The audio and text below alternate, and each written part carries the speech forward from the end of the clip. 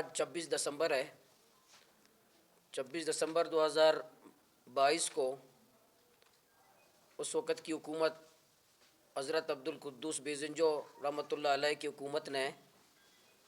گوادر کے عوام پر، مکران کے عوام پر جو بدترین ظلم، تشدد، بربریت کی،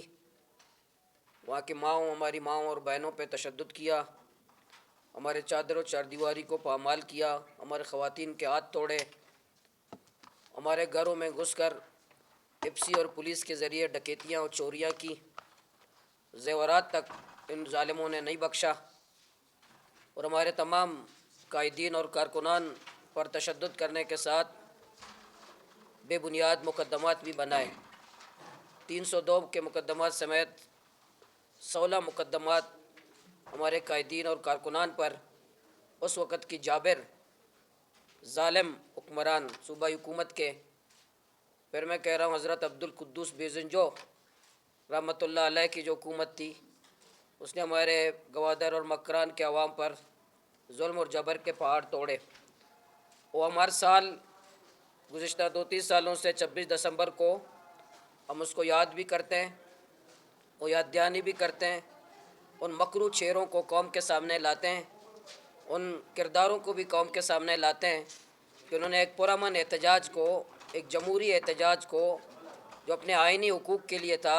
ہم اپنا آئینی حق مانگ رہے تھے، کوئی غیر قانونی غیر آئینی مطالبہ نہیں کر رہے تھے، پرامن جمہوری جدوجہد کو آئینی مطالبات کرنے والے لوگوں کو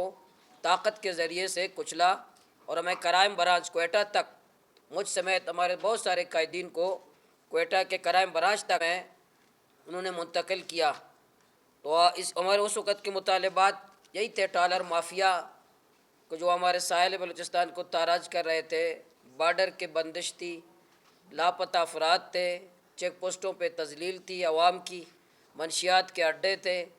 اور گوادر جس کو سی پیک کا ماتے کا جومر کہتے ہیں، گوادر کے عوام کی جو حالت زار تھی، یہی ہمارے مطالبات تھے۔ تو اس لیے میں آج حکومت کو بھی اور سابقہ حکومت کو بھی اور ان کرداروں کو آج کے دن کے مناسبت سے، آج گوادر میں بھی سرگرمیاں ہیں، وہاں کا بھی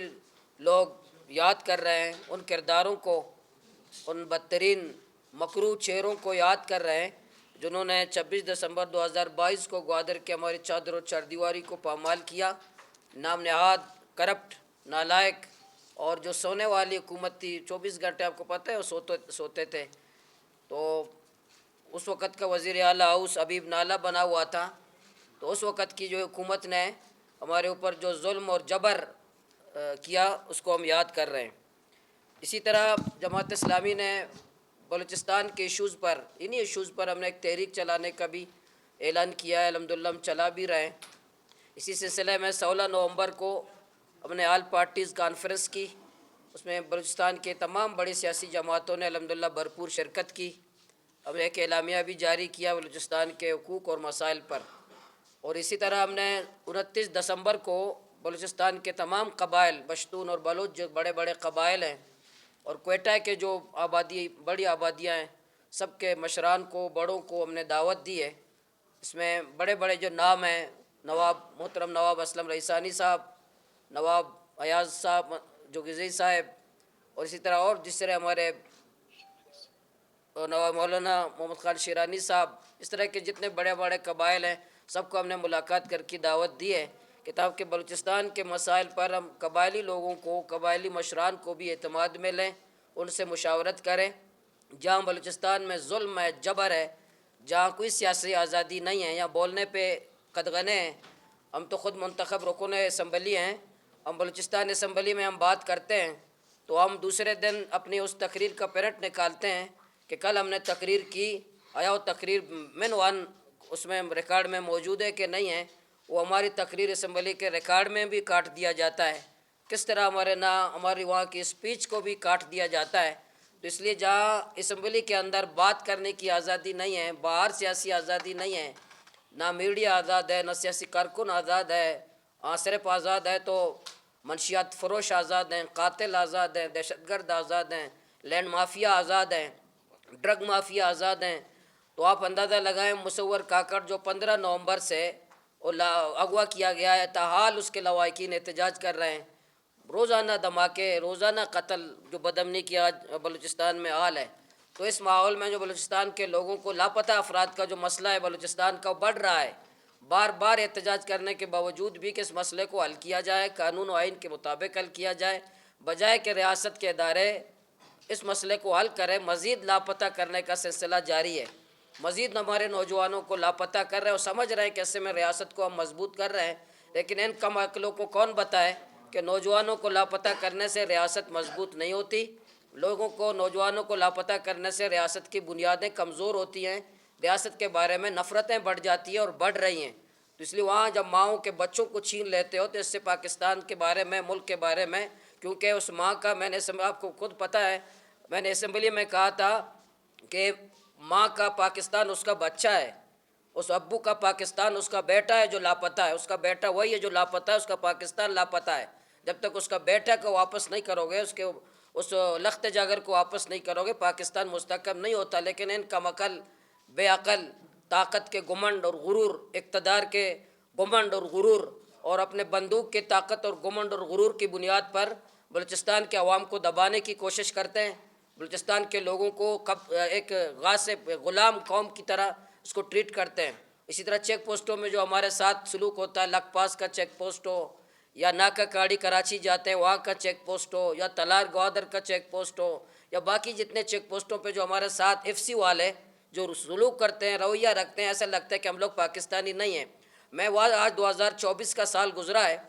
آپ کے توسط سے میں سوال کرتا ہوں ریاست کے اداروں سے کہ آپ کو ہم ٹیکس دیتے ہیں، ہمارے ٹیکسوں سے آپ بندوق خریدتے ہو، ہمارے ٹیکسوں سے آپ کلاشن کوپ کی گولیاں خریدتے ہو۔ میں سوال کرتا ہوں کہ 2024 میں آپ نے کون سا ملک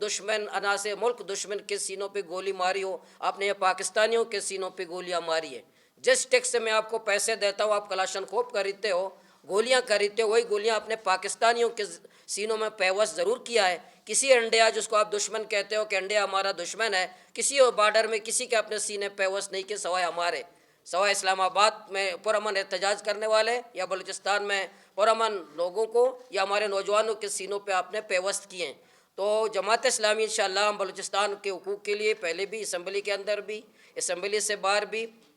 29 دسمبر کے بعد جب ہم تمام قبائلی مشرار کے بعد انشاءاللہ علماء مشائخ کو بلائیں گے کہ جتنے ممبر و محراب ہیں صوبے کے، اس میں ظلم کے خلاف بات ہو، فتویٰ دیں ہمارے علماء کرام مشائخ، ظالموں، جابروں، غاصبوں کے خلاف ہمارے ممبر و محراب استعمال ہوں۔ مائیں شکوہ کرتی ہے بلوچستان کے علماء سے کہ میں تڑپ رہی ہوں، تو ممبر سے میرے لیے کب بات ہوگی، محراب سے میرے لیے کب بات ہوگی، مساجد سے میرے لیے کب بات ہوگی؟ یہ مساجد تو ظلم اور جبر کے خلاف آواز اٹھانے کے مراکز ہیں، اس لیے وہاں ڈنڈا رکھا ہوتا ہے، اس لیے خطیب کے ہاتھ میں ڈنڈا ہوتا ہے، خطبہ دیتا ہے، اس ظلم اور جبر کے خلاف بات کرنے کے لیے ہے۔ اس لیے پھر ہم علماء مشائخ کو انشاءاللہ طلب کریں گے، خواتین کانفرنس کریں گے، طلباء کو جمع کریں گے، انشاءاللہ نوجوانوں کو جمع کریں گے، لیبرز کو جمع کریں گے، عقلاء کو جمع کریں گے۔ آخر میں انشاءاللہ جس طرح گوادر میں ہم نے لاکھوں لوگوں کو جمع کیا، ہمارا پروگرام انشاءاللہ اللہ تعالیٰ میں کامیابی دے گا۔ پورے صوبے میں کمپین چلانے کے بعد انشاءاللہ 1,00,000 لوگوں کو ہم کوئٹہ میں جمع کریں گے، پورے صوبے سے لوگوں کو کوئٹہ میں جمع کریں گے، ظلم اور جبر کے خلاف جو نا امیدی ہے، مایوسی ہے۔ اور میں حکمرانوں کو آخر میں کہتا ہوں کہ آپ پنڈی اور اسلام آباد کے حکمران جو بلوچستان میں آپریشن کا فیصلہ کرتے ہیں، تو انشاءاللہ ہم پورے بلوچستان کے لوگوں کو جمع کر کے ہم مزاحمت کا فیصلہ کریں گے، ہم انشاءاللہ جمہوری مزاحمت کا فیصلہ کریں گے۔ اس اور جبر کے خلاف، پنڈی اور اسلام آباد کے دہشت گرد حکمرانوں کے فیصلوں کے خلاف ہم بلوچستان کے لوگوں کو انشاءاللہ منظم بھی کریں گے، متحد بھی کریں گے اور بھرپور انشاءاللہ آواز اٹھائیں گے۔